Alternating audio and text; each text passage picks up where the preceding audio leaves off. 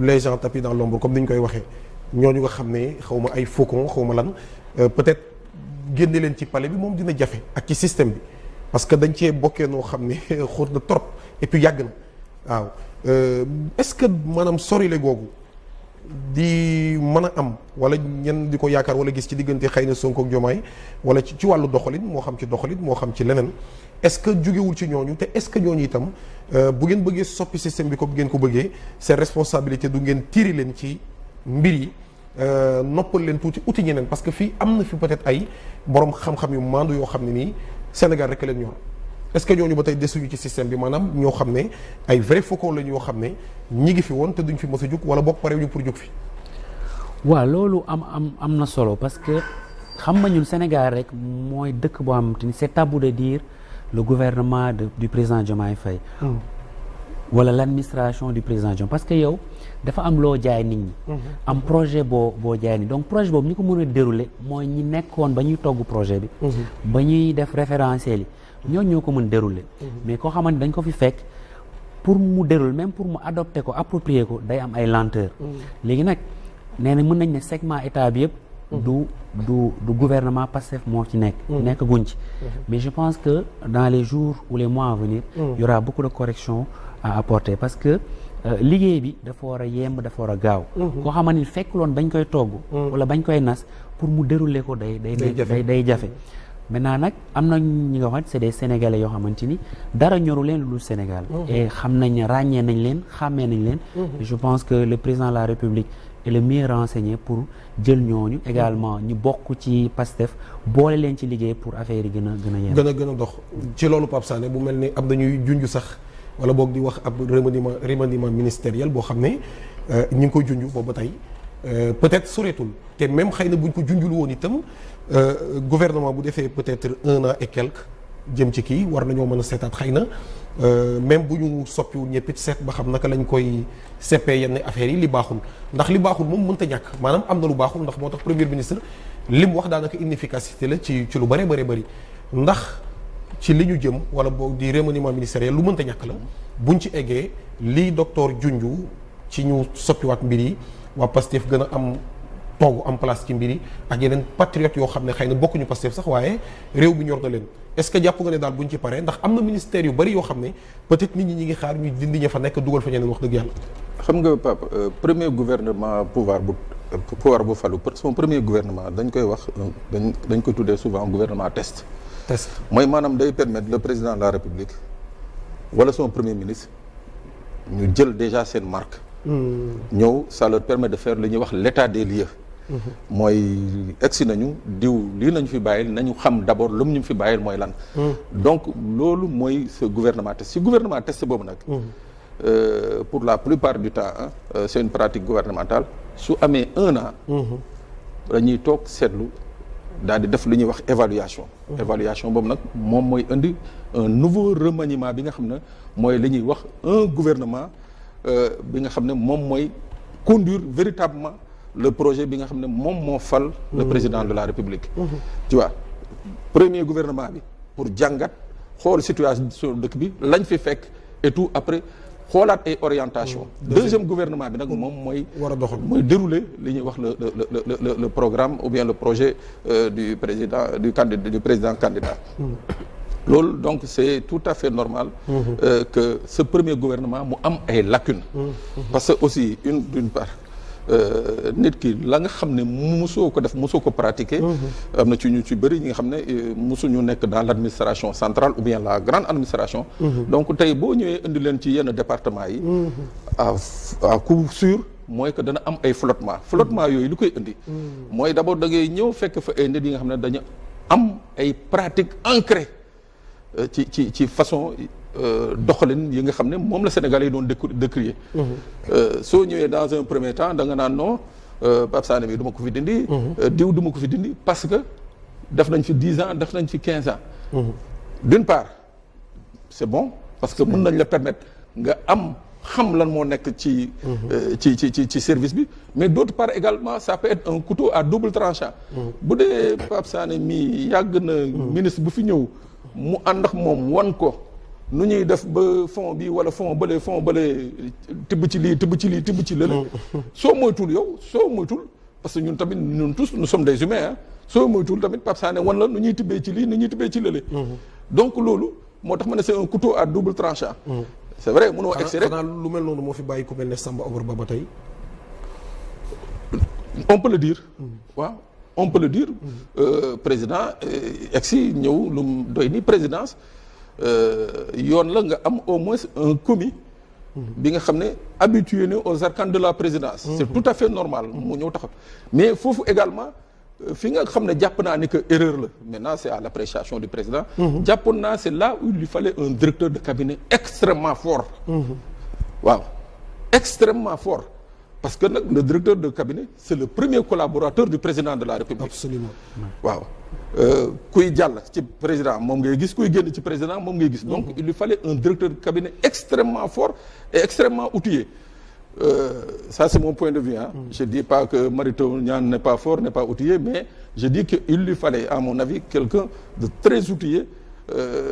toogal ko fa déjà sur la base de la confiance parce que le directeur de cabinet c'est quelqu'un de confiance mooy maanaam caabi kër gaa ngi nii maa ngi nelaw waaw c'est ça un directeur de cabinet mooy quelqu'un ki nga xam ne buntu gi moom moo yoree buntu bi kuy dugg ci moom ngay jaar kuy génn ci moom ngay jaar donc loolu c'est hyper important d'ailleurs pour dëggal li ngay wax yenn faux rapports yi ou bien les rapports biaisés ou bien les fiches biaisées fa nañ koy jàllale waaw yenn courrier yi yenn saa yi mu war a egg ci président en toute urgence ñu téye ko fa 10 jours 15 jours président du ko jot amul beneen voie bu mu ko mën a jotee donc kooku c'est quelqu'un de confiance ku war a nekk sa wet waaw nga xam ne bu docteur Diallo indi mbir ne ko Sénégal garab amatu fi dans 2 jours bu ñu commandé wul garab li mu am la responsabilité yee président ne ko sa waay docteur Diallo nee na garab amul ci dëkk bi il nous faut rapidement dans les 48 heures ñu def lii kooku c'est une responsabilité et c'est de la confiance donc loolu mu nekk un problème ci li nga xam ne mën nañ ko gis fii mais pour revenir sur les ministères là muy ministères yi muy direction yi muy tous les services boo ñëwee da nga fa fekk ce qu'on appelle des forces yi nga xam ne forcément docteur Diallo bi ñu nommé PNA neexu leen il fait pas son affaire il fait pas leur affaire c'est tout à fait normal parce que ñoom politiquement dañuy répondre ci benn camp muy benn mais mieux am na ñi nga xam ne pour d'autres intérêts yi nga xam ne qui n'ont rien à voir avec la politique mooy seen weccit ak seen moccaat ak seen ay affaires yu ñuy am foofu commission ak ay affaires docteur Diallo ne les arrange pas donc loolu yëpp il faut du temps et il faut une certaine expérience pour nga mën a déceler loolu corriger ko ba pare aller très vite soo mënul loolu rek mooy jur yi nga xam ne moom la ñuy dégg moom la ñuy gis nii pour revenir maintenant sur les relations entre le Premier ministre et le président de la République dama doon wax sànq sur l'aspect moral c'est-à-dire aspect moral bi mooy ñun ay sénégalais nañu la ñu waxante ñoom ñaar tënk ko ñoom ñaar fa la budda ku ci nekk ci ñoom ñaar tu as une obligation tënku ci li ngeen wax même si ce n'est ni le Coran ni la Bible mais je dis que nous sommes des Sénégalais te dafa am particularité bi nga xam ne mooy doxal suñu société mooy que Pape Maguette bu ñu waxee mbir ci biir néeg ba tënku ci ñun ñaar ku ci nekk ci ñun ñaar da nga jëfee ba la ñu waxante mu mot kooku la parole donnée kooku mooy le pacte moral kooku nag ñoom ñaar la seen digganteeg sénégalais yi seen digganteeg suñu borom léegi nag beneen affaire bi nga xam ne nag man c'est là où je dis il faut faire beaucoup plus preuve de grandeur mooy l'aspect politique le président Bassirou Diomaye a la malchance d'être un président qui n'a pas un appareil politique ça peut être une malchance je corrige enfin président Bassirou Diomaye est un président malheureusement qui n'a pas d'appareil politique mun na nekk une malchance xam nga ndax la mu war a nekk une malchance jàpp naa ni que tey su doon parti Pape Maguette moo ko investir mu falu bu boobaa am na la nga xam ne Pape Maguette mun na ko teg mu nekk une véritable malchance mais moom chance ba mu am mooy parti bi nga xam ne moom moo ko sos dafa bokk ci ñu ko sos nekk diriger ko au plus haut niveau parti boobu moo ko proposé mu nekk candidat donc ça veut dire que tey jii lenn rek moo mun a tax munul bénéficier warul mun a bénéficier ci appareil politique bi mooy que politiquement mu xalaat wala ñu xalaatloo ko wala ñu gëmloo ko ni que mën nga dem sans l'appareil politique de Pastef loolu dama ne loolu kese moo mun a tax président Bassirou Diomaye Faye mën a bañ a profiter de l'appareil politique de Pastef. Je répète encore une fois, on est au Sénégal, on est en Afrique. dañu am ay réalité mooy que un appareil politique chaque président de la République daf ko soxla parce que même si tu as le pouvoir mais dafa am la nga xam ne appareil politique rek moo ko mën a wasaare ba mu wàcc un peu partout au Sénégal. L'État a ses démembrements, a toute la force, tous les services, toutes les institutions, mais politiquement, il te faut un appareil. Moo tax ma ne foofu, il faudra faire preuve de beaucoup de grandeur. Beaucoup de grandeur pour que lii nga xam ne moom mooy jéem a immiscer aussi sama xalaat mooy entre le président de la République et son leader politique. Et le président de la République et le Premier ministre et son secrétaire général, son ancien secrétaire général. C'est-à-dire il faut que ñu sañ xalaat bi quoi, c'est-à-dire il faut ñu sañ qu'on mette le doigt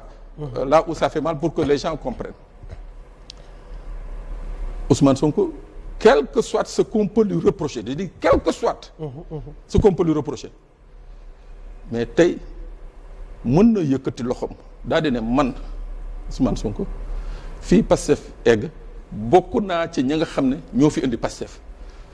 dayoo bii Pastef am ci wàllu maire ci wàllu député ba ci président de la République man Ousmane Sonko su ma neexee ma fëgg sama dënn ne am naa ci une part de responsabilité à 70-80%. C'est son droit le plus absolu mais force politique boobu kenn warul toog di xalaat ne war nga ko mun a minorer wala mën nga ko mu ignorer. Je dis quel que soit le pouvoir ndéem le pouvoir du président Macky Sall tout puissant ndéem pouvoir boobu moo jàmmaar l'appareil politique de Pastef donc tout un autre pouvoir quel qu'il soit je crois que son intérêt actuel mooy que mu jéem a xool ni ñuy lëkkalee fexe ba nga xam ne lii mooy le projet wala le programme de Diomaye du président Bassirou Diomaye Faye ñu xool nu ñu koy dérouler sans pour autant mu indi ay anicroche parce que tamit c'est sûr et certain j'ai rien contre la coalition Diomaye président xaw ma ndax elle existe toujours mais coalition boobu normalement il ne devrait pas être content ñoom tey ji cette situation ça devrait les arranger parce que ñoom ñi ci bëri ci ñoom jàpp nañ le fait que Pastef décidé dem li ñuy wax législatif sous sa propre bannière mooy que dañ leen beddi du jeu actuel waaw donc loolu yëpp ay paramètres la yi nga xam ne les deux hommes muy Ousmane Sonko muy Bassirou Diomaye Faye dañ ko war a jël en compte suñ ko jëlul en compte rek c'est la désincarnation de Pastef c'est la désincarnation de ce projet là docteur remaniement ministériel peut-être loolu xëy na